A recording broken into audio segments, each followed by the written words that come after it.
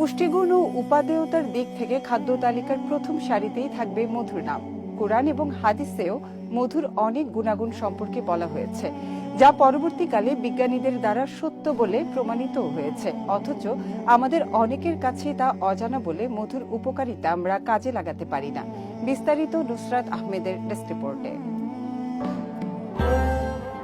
আল্লাহ প্রদত্ত এক মহা নিয়ামতের নাম মধু। বৈজ্ঞানিকভাবেই প্রমাণিত যে এটি শরীরের জন্য উপকারী এবং নিয়মিত মধু সেবন করলে অসংখ্য রোগবালাই থেকে পরিত্রাণ পাওয়া যায়।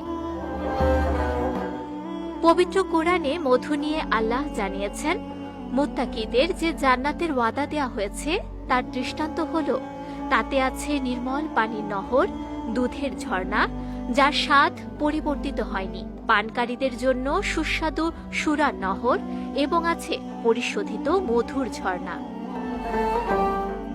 এছাড়া জান্নাতি এই খাবার প্রসঙ্গে সূরা আন-নাহলে আল্লাহ তাআলা আরো বলেছেন, মধুতে মানুষের জন্য রয়েছে রোগের প্রতিকার। মধু একদিকে যেমন পুষ্টিকর খাদ্য, তেমনি রোগ নিরাময়েও একে মহা ঔষধ হিসেবে গণ্য করা হয়। প্রিয় নবী সাল্লাল্লাহু আলাইহি ওয়াসাল্লাম মধু অত্যন্ত পছন্দ করতেন। রোগ প্রতিরোধ ক্ষমতা ও শক্তি বর্ধনে মধুর গুরুত্বের বর্ণনা দিয়ে নবীজি বলেন, মধুতে আরোগ্য নিহিত আছে।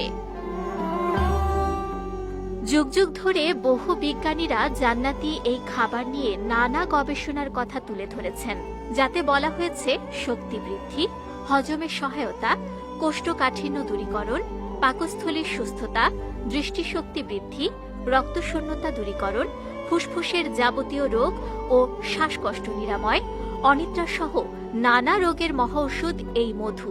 আজ থেকে প্রায় 1400 বছর পূর্বেই মহান আল্লাহ আমাদের কোরআনের মাধ্যমে এই খাবারের গুণাবলী সম্পর্কে জানিয়ে দিয়েছেন।